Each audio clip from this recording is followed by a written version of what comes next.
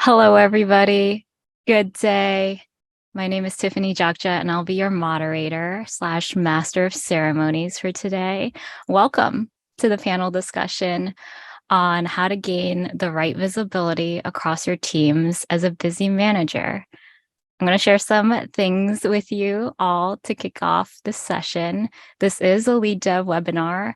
Thank you for joining us today. If you are here and you signed up, you're in the right place. This session was created in partnership with Splunk, and it will run for 45 minutes with Q&A included. So be sure to, if you have questions or thoughts, share them with us in the Zoom Q&A, and we'll answer them at the end of the session. As we close out, I'd also like to invite you all to the LeadDev Slack group. That's where we're actually going to continue the conversation as well and answer any of your questions in the hashtag leadership channel.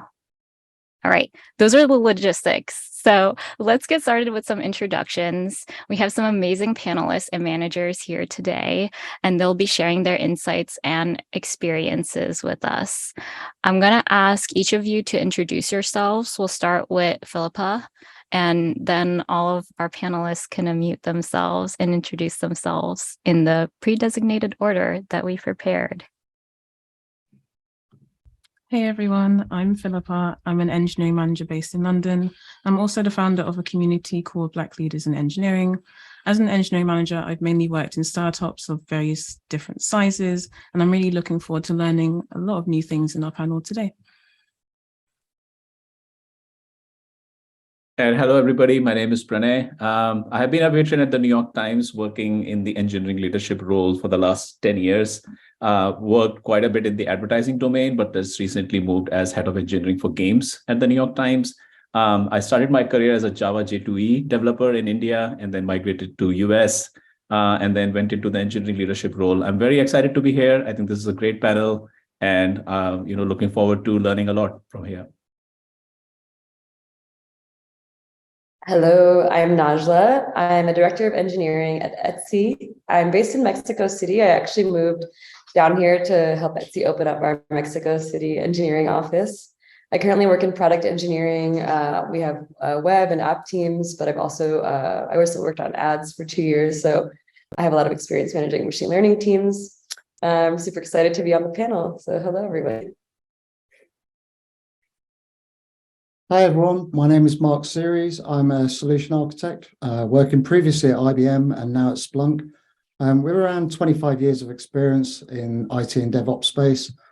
During this time, I've worked with a lot of organizations and seen a lot of changes from green screens going through to single servers, client servers, through to recent cloud and container environments. I've also watched DevOps become into a real thing. I've worked with many financial organizations and public sector organizations across the UK. And again, as you can imagine, they're two different types of customers with very different challenges. I'm really excited to be here and hear from my fellow panelists and attendees on how data can deliver insights and help managers become better leaders. Yes, and that's what all of this is about. I know that metrics and how we measure team health is super, super important, not just for our teams, but also as our management role, also in our management roles, because we do have to have conversations up, down, and across an organization. I also want to let you all know that if you don't have a link to the Slack channel, that will be posted pretty soon. Just bear with us. But with that, I did want to start the conversation off. Thank you all for your beautiful introductions. And I wanted to start it off with the topic of team health. So I'll kick this over to Mark, and any other panelists can add on to the conversation. But I want to know, what are some signals, metrics, or indicators that you use to understand that your teams are doing well? Thanks, Tiffany. So during my time, I've seen a real push to utilize data, including, like you say, metrics, logs, and traces, to surface better insights and help engineering managers to ensure they have a healthy team. And what does a healthy team mean? For me, it means ensuring they're happy. Yeah, you really need a happy organization or happy team of people, because happy people are generally productive. That's kind of obvious. And making sure and ensuring they have the right resources to be the best engineer possible. So if you think about team health, for me, it's not just about pulling the data in from like DevOps systems or, like Jira or Git or Jenkins or whatever you use, because there's a plethora of technology out there. And understanding, all the life cycle, from commits right through to test and execute. For me, it's about really getting the non-technical metrics in. So, things like mood surveys, where I work at the moment, we do every quarter, we have a mood survey to understand how the team is feeling. And I know it sounds a bit feely, sort of touchy, but it's a good way for a leader to understand what is the mindset and the state of his team or their team. Perhaps, a good leader will look at, how many training courses the engineer attended. Are they actually going out and looking on LinkedIn or whatever the internet for training they're looking at for to get training? Or are they actually doing certifications and progressing their own career? Because a good leader wants to develop an engineer's career. That's what I see. Also, how many projects are they involved with or completed in? These are the kind of metrics I think are important. Are they similar to other people in the team? Doing a comparison of all these metrics for, it's not just one person in a team. Obviously, it's multiple people in a team. Looking at, total productive hours versus non-productive hours. Are they doing too much admin? Because no one likes to do admin. Have they taken all their holiday? At the end of the year, have they got holidays still they haven't taken? Because that could be an indication that they're burning out or overworked or feeling the pressure. Again, what about sick hours? Are they taking sick time off? Is that historically normal for that person or that team? And how do they compare again? So for me, all these metrics, will help a manager better understand like their team sentiment or the engineer's sentiment if they're happy ultimately. And ensure that the engineers have a good, healthy work-life balance. And I see that a lot with my customers that I go to see. And, Splunk provides the real-time analysis, for all of the delivery life cycle and pulls all that data in, obviously, for the technical stuff. But we can also bring non-technical KPIs that I've just highlighted above. And really, for me, that's what's really important that turns a manager into a leader, is giving them the tools and the empowerment to understand the health and the well-being of their engineers in their team. I don't know if anyone else in the panel agrees with what I've said. There's a lot of information I've thrown out, but that's kind of my take on that, Tiffany. Yeah, I love that that you mentioned like being able to track levels of engagement. Najla, did you want to add anything? Yeah, sure. I 100% agree. I tend to be like people first in measuring team health. There is this greater context that we all work for businesses, or we're all in some way trying to make money at the end of the day. So the other aspect is the team actually delivering on goals? Are we producing work? And usually the happiness of a team is, in my view, like directly correlated to that, or at least it's the most painless way to achieve those business goals. So of course, like we want to monitor, like, okay, what are our goals? How far are we into reaching them? I think, like, for example, if a team is consistently hitting 100% of the goals, maybe the goals are actually too easy and that's not really that motivating for the team. That's something to think about. Because I work in product engineering, we are the closest to the customer. So we do think about business metrics a lot. And in terms of measuring health, a really interesting metric that we look at is the velocity of our experimentation or our A/B tests. So how often are we actually testing out experiences for the customer? And that can really be a good measure of team health, because if we're shipping, let's say, like 10 things in a quarter versus 5, that 10 indicates that we probably are being more iterative, shipping things in smaller changes. That is a lot more safe, actually, and allows us to actually detect it afterwards more easily. So these are also, I think, complementary to all of the human health metrics. Yes, I love that. And I want to dive in deeper to kind of understand, like, okay, what if conversely things are not going well? What are some things that you do practically with your teams to dive in deeper into that? And I'll toss this over to Pranay to add. Yeah, I think what I would say in that regard is that so it's important to zoom out sometimes from like metrics and DevOps related data, but think about, just like holistically, how is your business doing and what exactly we are here to do. We use OKR process every 6 months. So we look at like, objectives and key results. Usually we try to keep it a little bit like stretch so that as Nadia said that, if you don't like, if it's like not achieving 100% of that, but you're achieving 70% of that, there's like still good progress which has been made because the OKRs were stretched at the very first place. So what we typically want to do in terms of a healthy team and something which is not healthy is the OKRs are like some of them are product-based OKRs, which is like you are trying to achieve business results. Obviously, that has engineering work involved, but then there are purely engineering-based OKRs as well. Like like you're talking about the stability of your systems or DevOps-related things, security fixes, tech debt elimination. A sign of a healthy team is like you have a right mix of the OKRs and you feel like every engineer and every product person, they have been included in that kind of a decision making, like how the prioritization happened. Do they understand the whole planning which was done when you're entering a 6 months period? So I think for me, talking to individuals in skip meetings and then talking to the cross-functional partners, we want to know whether they felt included in all this decision making and planning or not. And if not, then I'll say that there is something which needs to be worked on. The second aspect, which I think all of you highlighted really importantly, is the survey and like looking at the team and people aspects of, so we do quarterly survey. We look for questions like, do I feel included in decision making? Am I getting enough support from the manager? Or like, if some of these numbers are non-favorable or there's like the number is going down on a regular basis, I think those will be the sign of concern and not a healthy team. And then last but not the least, like we do look like from a DevOps perspective, like service level objectives for our systems, like, what are they supposed to do? Are they doing it? If they're not, then we have some kind of an error budget concept. Are we eating too much into error budgets?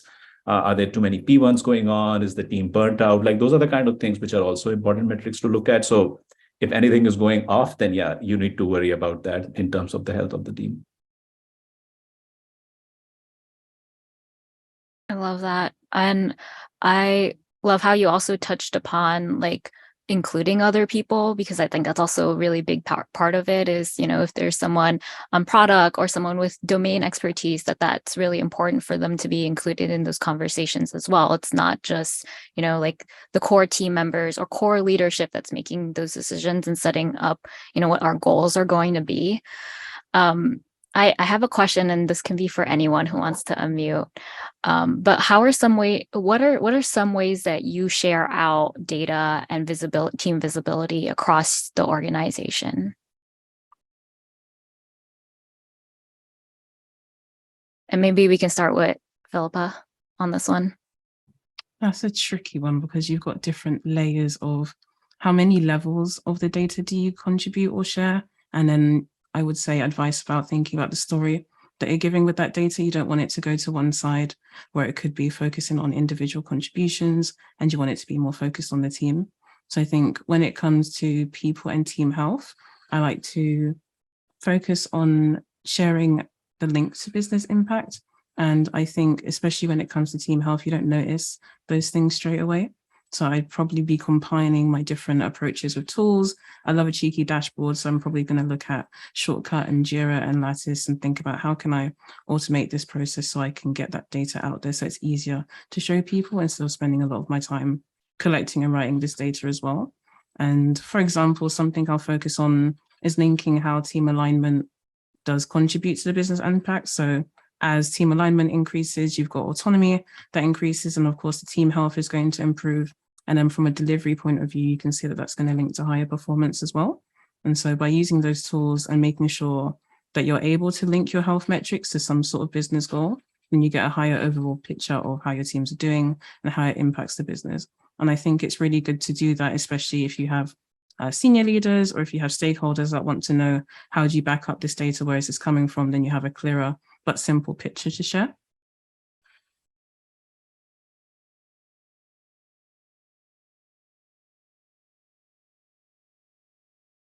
Yeah, I think just related to that, data can be very tricky, right? Because like even where I sit, it's really hard to know what's actually going on at the IC level, like with the engineers and like what's happening in the teams. And then the people that I report to and then I have to talk to, it's obviously going to be way more abstract to them. So I think you also have to tell a story. Like everything is about storytelling. So for example, like if we're missing on goals, which is okay. Like what is the story that we're telling both up and down? So maybe like we only shipped like one A/B test, but maybe it was a really big A/B test, and maybe it was a really big win, or maybe we learned a lot from it, or maybe that it was just way harder technically than we thought it would be in the beginning. And I think part of the job is just to like share that story and then figure out what to do next based on that data, and like work on an action plan if it's not actually hitting the business metric. And similarly, like from the people side, if it feels like you're not hitting your goals, it's not going to feel great to the people that work on your team either. So it's important to share with them like your perspective on how that's going, leadership's perspective, and figuring out like new ways to show that in a motivating way.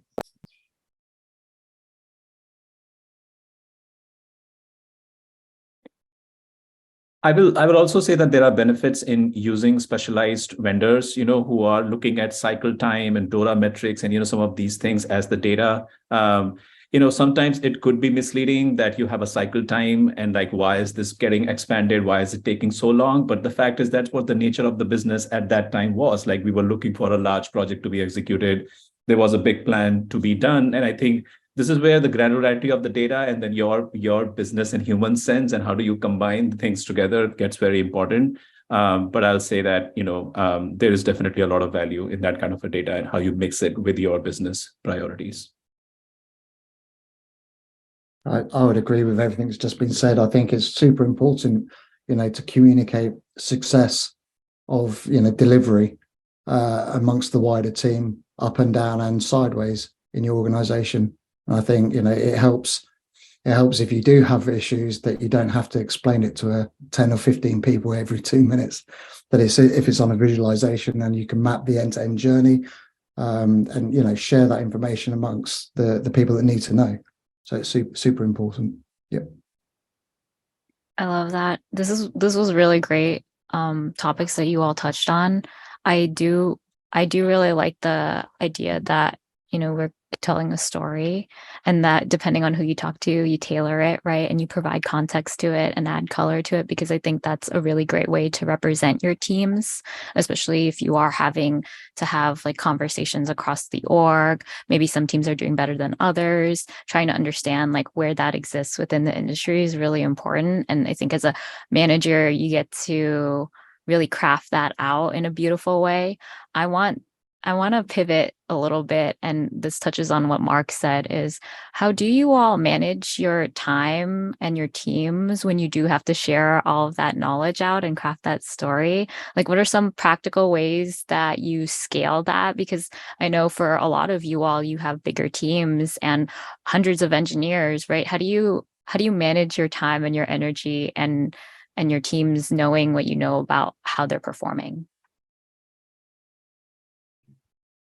I love how you use the word scale, because that's literally something I'm learning to do. So I'm not doing it very well. And it's something I definitely want to get better at, because you can all relate when you have more teams or more projects, there's more ways of working. And we've mentioned some bits of data. So we're probably collecting various different types of data, and it just gets more difficult to track. So scaling yourself and scaling these processes are so important. So for me, in my experience, I'll try to automate what I can in my week. I'll try to stay organized using Notion templates to simplify my day and give me more time to focus on what's more important in the week or in the day. And I'd say probably from managing teams and managing my workload, it has also depended on the maturity of each of my teams, which adds like another flavor of complexity. So to give you a little bit more context, when I'm managing my teams, I focus on leading with trust, and it's all about getting them to the point where they're feeling empowered, they're feeling autonomous, there's just good vibes everywhere, and they're constantly flowing. And this is the ideal way, of course, because as well as this, I'm probably coaching them through their day-to-day. So over time, this will help me manage and reduce my own workload, or at least hopefully one area. So that's probably one way that I focus on managing my time. I would add to that, Philippa. I think when you want to scale out, for me, when I've worked with organizations that are trying to visualize the end-to-end journey and, connect all the dots, if you like, with the development cycle, I think the key for me when I see customers and talk to them about stuff is the ability to self-serve. So, you've got a wide team of people, whether it is the developers and engineers themselves or the business people, being able to have a visualization mechanism that you can self-serve the metrics or serve up the metrics to enable you to, say to people, yeah, here's the data, go and slice and dice it and do what you want with that data. And again, it comes back to what you said, empowering people and enabling people to get access to that data. So I totally agree with that. I love that so much, Mark, because like part of the job, like we said, is like, okay, you're collecting, you're getting visibility so that you can also share that context back to your team. Like that's part of the reason you need the visibility. So it's important to understand like what your team needs, like where are they, so you can meet that moment.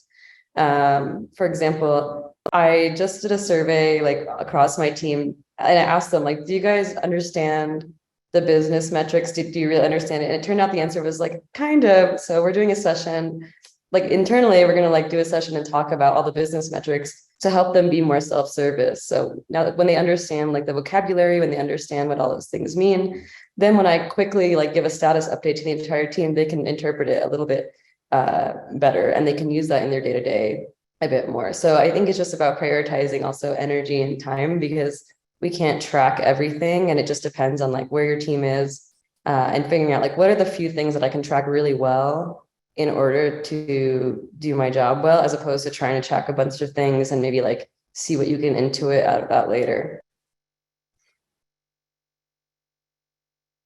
Yeah, this is all great. I'll just add one aspect to all of this, is that as you grow in your leadership role and you have like many things to manage, I'll say try to think about coaching your team all the time and empower them to make decisions. I think Najla rightly said that, you're just like providing the context because you have just had the visibility at like 50 feet or 100 feet level, but then how do you use that context to coach your team to actually make the decisions on their own?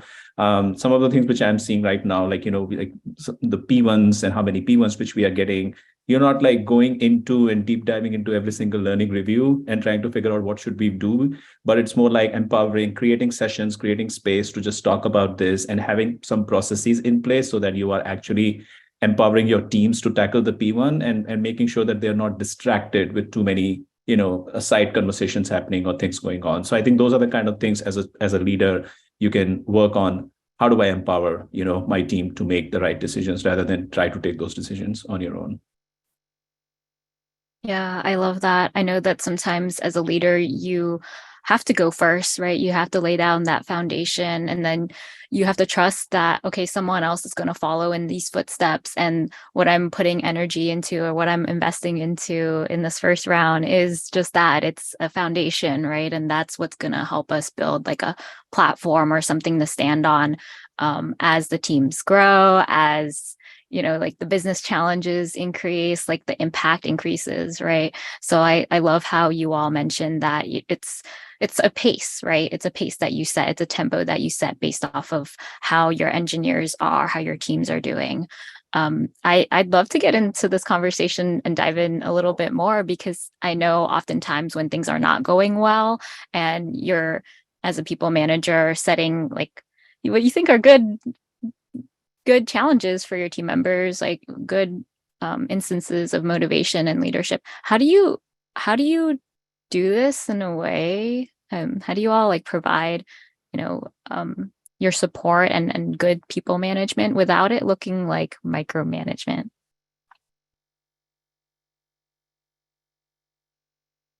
I can share an example. So we do like an annual engagement survey, basically like, what's the vibe on the team? Are people happy? How's it going? And last year we did one, and I had like 4 teams under me, and one of the teams scored really low.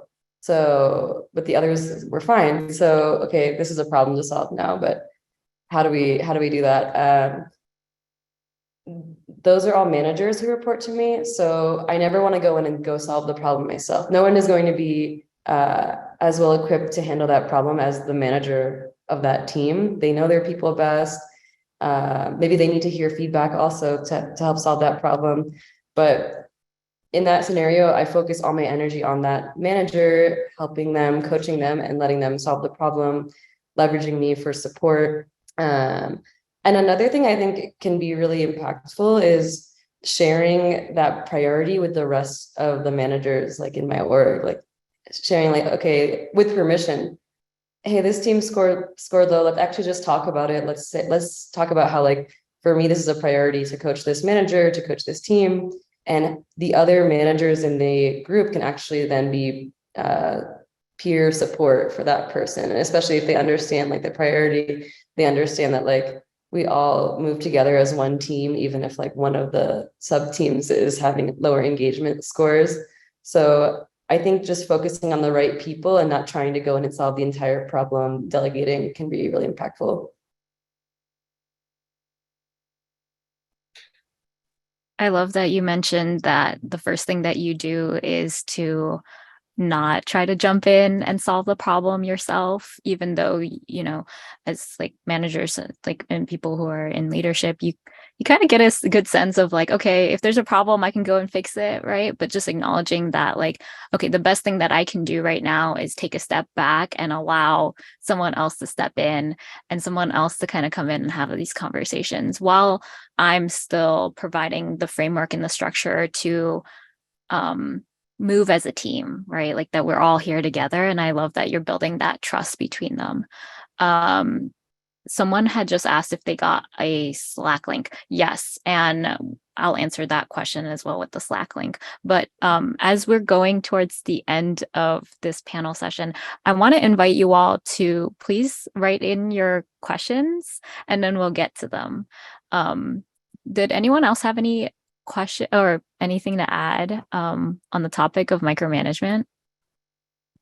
So I could probably just, again, it's obvious, you've got the data, you know, if you can bring in that data from the disparate tools and see how you're, you know, through what we talked about earlier with the different types of non-technical metrics coming in, if you've got all that data and you can visualize, you know, what's going on behind, you know, if you scrape away what the actual problem is, or, you know, whatever the business problem is for that low score, you can sometimes get to the reason without actually talking to the engineers at the end of the day. So you don't have to micromanage because you've got that data and they don't know you're looking at that data. They're just, you know, it's there. So you can do the investigation and surface the knowledge, if you like, without micromanaging. So that's where I see it and what I've seen. Yeah, I've heard really good advice around that as well. I remember scrolling through Twitter once and I saw this like meme and it said, I'm not a micromanager, I'm not a micromanager. And then you like the person sees like the results that happen at the end of the quarter and then they're like, I need to go fix this. And then they'll go and fix it. And then they become the micromanager that they promised themselves that they wouldn't be. So I think it's always really important to kind of just like sometimes take a step back and be like, well, I do have all the data and like I can see the business results. Like, how important is the pace of this? Do I have to do this now? Like, or can I coach a direct report or coach a team member around this? And, you know, we'll see where the progress goes from there. So I think there's sometimes when there are deadlines and like, this is really important and this is what it has to look like. And other times when you can kind of evaluate that and approach that with like a cool mind. And I think that's also really important when it comes to management and management styles in general. And thank you all for for having some insights and sharing that with this panel. I do want to save some time for Q&A. I'm gonna end this our pre-prepared questions by allowing you all to go around the room and share any last thoughts on how to provide visibility to your teams the right way as a supportive and effective leader. So maybe we can start with Najla. Sure. I think what I would end on is that the role changes, like your job changes in every situation, like whether it's you're changing companies or teams or moving up or down. And the things that you need, like in terms of visibility, change all the time. So I think it's always important to just step back, understand your priorities, understand who your people are, And then with that framing, you can really like figure out the right metrics you need to look at, the right problems you need to be tackling, and either take them on yourself or delegate them. Yeah, and I'll just say that the most effective thing you can do as a leader is to provide context to your team all the time, and then have them connect so that they can understand how their work connects to the larger mission we are working towards. And honestly, like doing that very effectively resolves a lot of things automatically. If the moment you start with the right base from there. I would probably focus on the coaching side of things. So as leaders of our teams, we should really focus on building a good culture. And so focusing on building a culture of independence, a culture of transparency, because realistically with some of these elements, you'll get better visibility of your team with a lot less effort. Therefore, you won't be micromanaging. So your team will feel empowered to help you get that data and those results as well. For me, it's exactly the same. It's being able to surface that data and share that data amongst the team and people above. So you get the support as a manager yourself, and you can share the success of your team across the business and organization. So yeah, same message. Lovely. All right. So I know that we got a question from Brandon. I'm going to rephrase it a little bit so it's so that you all can answer this one, and anyone can unmute for this one. But as a new, potentially if you're a new manager, right, or you're working with a manager who doesn't talk about business goals too often, what are some ways that you all can in your positions manage up and gain more visibility to understand potentially how you can work with other teams or other parts of the org?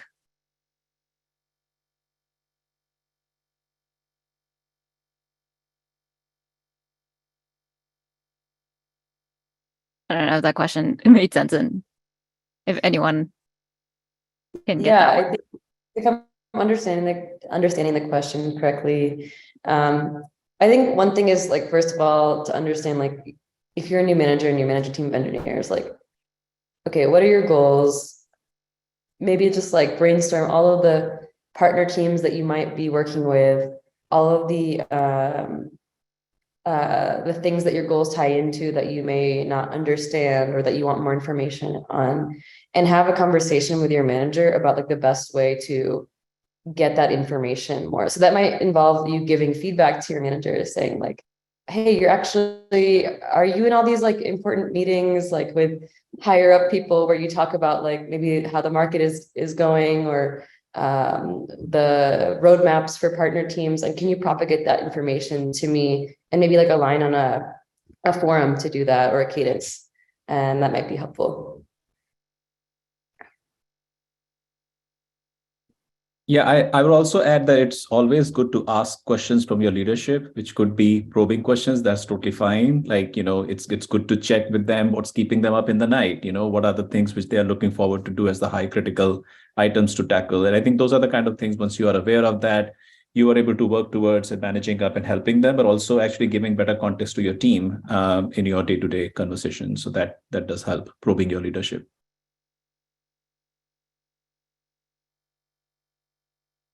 I love that. That's really good practical advice for anyone who's a new manager, or maybe working with other managers who are not very specifically focused around the business goals, setting up that cadence, creating space for it, whether it's through meetings or leadership calls or even business alignment or quarterly check-ins are always good. If that was a good answer to your question, Brandon, I'm just going to close it here and get to the next one. This one comes from an anonymous attendee. When delegating, how do you keep track of what's been delegated? And how do you keep an eye out on the progress without being a micromanager? I like this question because the first thing that comes to mind is what type of work has been delegated as well. Because if it's something more project focused, then that's when you have the collaboration aspect and the ownership aspect where you want your engineers to own the task that they're working on and they're following up, they're feeling more accountable for that work. So you're less likely to come across as a micromanager because you're coaching them to feel empowered to own that work and follow through. Then on the flip side, if it's a piece of work that you've discussed in a one-to-one, then you can do a more formal setting where you might have your, once again, cheeky Notion template, where you've got your action points for the tasks that have been delegated and you can follow up in your one-to-ones or in your team meetings as well. So there's a good balance of having it documented or championing the individual or the team to feel like they have ownership of the task. So make the task exciting so that people are more likely to want to own it and follow it through. Yeah, I love that question. And I love your answer because it's basically all about follow-up, like keeping a log and like having those checkpoints.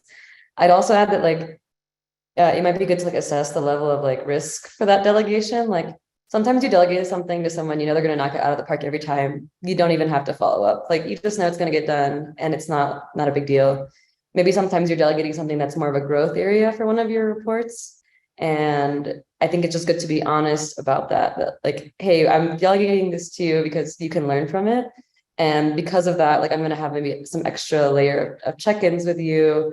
I want to, you know, coach you on this. So it just depends on the level of risk, also like the type of structure that you set up.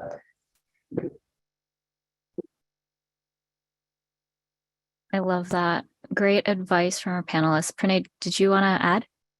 No, I think just very quick, like there is also a power of, you know, in the remote world where we don't have face-to-face time too often, there is also power in like documentation in the sense that, you know, when a project is being moving along, you can just peep into the documentation. You can look at the comments being discussed there, like, you know, what is that, you know, and those are the things which also provide you visibility rather than bugging your team. I know sometimes it's not easy with so many things going on that you don't have a time to look at something. But again, depending on the criticality, you can look into these asynchronously, you know, asynchronous communication mode and something which is already being written and sort of get a sense of how that thing is progressing, rather than just keep asking your team what's going on.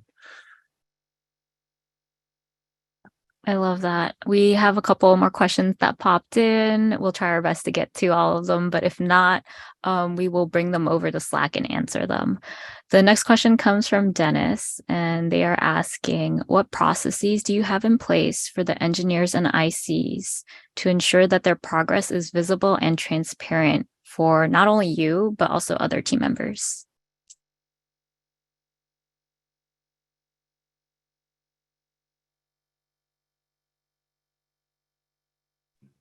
I don't mind jumping in. My answer's pretty basic in terms of ways of working. It could be something as simple as a project management board that everyone, once again, is accountable for and you look at on a regular basis, because that way you don't feel like you're on your own with the work that you're doing. You've got the whole team's work on this board, but you can use any tool really. And by getting into that regular routine and that regular cadence of looking at this work, discussing your progress, then you'll also build that culture of raising any risks or blockers sooner as well. So it feels like more of a collaborative process, and that helps you get insight on what the teams are working on. And once again, you're championing the team to own that process and own those discussions to the point where as a leader, you could just be there chilling, listening, and letting them run that process, which is something I like to do with my teams.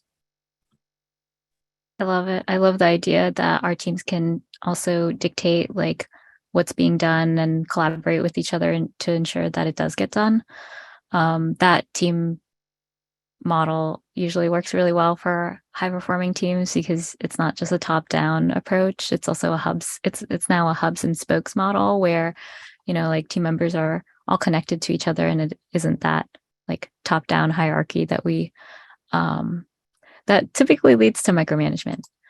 All right, we have a question from Matt, who said that surveys were a great idea, as Mark mentioned earlier in the session, but what are also some other ways to quantify or track the softer, more cultural metrics of team health? And on what cadence would you all recommend? I'll love to answer this one. So this is something I was recently hearing Kim Scott, who's the author of Radical Candor. I don't know if you have like read that book, but I highly recommend that one. one other thing which she said, which really stuck to my heart, is if you are having a team of less than 40 engineers, you should be doing skip one-on-one with all of them. And you can decide the cadence. It could be whatever your bandwidth allows. But other than surveys, really a lot of great things you can learn by directly giving them space in a one-on-one setting and just hearing them out and be a good listener and making yourself available to them. So in terms of the health of the team, and then again, these software and cultural metrics side of the things, you can hear directly from them other than relying on the surveys. Surveys are very important and complementary, but like hearing from your team members in a one-on-one setting is very helpful. So I'd agree with Pranay there completely. The one-on-one sort of environment enables an element of trust between an engineer and a manager, because they can speak freely and they can talk about things that in a group they can't. So if there are issues, if there are concerns, it's a great opportunity to actually open up and be, open and honest, and a bi-directional communication there. And for the manager to trust and support that person and help them through whatever challenges they may have to be a good engineer and good person. So yeah, I totally agree. It's a one-on-one scenario, definitely. The cadence, like you said, it's up to the individual team and how big that team is. And as you say, that if you're physically able to get together face to face, that's the ultimate. But if it's one-to-one on a Zoom, then yeah, that's doable as well. So it's still valuable. I love it. I think we have time for one more question. So I'll paraphrase this one that came in from an anonymous attendee, but they find themselves as a busy manager having to make all of the decisions because that feels like the culture within the organization. What is some advice that you can give this manager to break out of that cycle? What a good question, and also what a tough scenario. I think there's a few things that you could try. One of the most impactful ones, in my view, is aligning the work to somebody's career growth. So if you have engineers that are, let's say, close to promotion or senior level and above, just generally making technical decisions that might impact the whole team is a part of their job, and it's important to put them on the hook for that, but also maybe you need to do some upfront work to help them make those decisions. So for example, like if they need to do something that's really ambiguous, maybe you need to have a kickoff with them. Like, so a 30-minute call, you get in a Google Doc together, you just talk through all of the questions that person needs to answer. Maybe they need to, maybe the end result is they should need to make a recommendation to you or the team, and you can show them the types of recommendation, the forms that those recommendations might come in. Another thing is maybe to just have a retro on the topic with your team. So have a really open discussion and talk about it. Why, figure out what the core issue is. Maybe it's not that they don't want to make decisions or they don't, but maybe it's that they feel like they're going to be held accountable if they make a wrong decision, and maybe your team isn't as blameless as it should be. So there might be something to diagnose in there to figure out like what is actually the core issue, because I think like engineers really do love making decisions and building cool stuff, and they just need the space to do that. And I think usually it's around the psychological safety.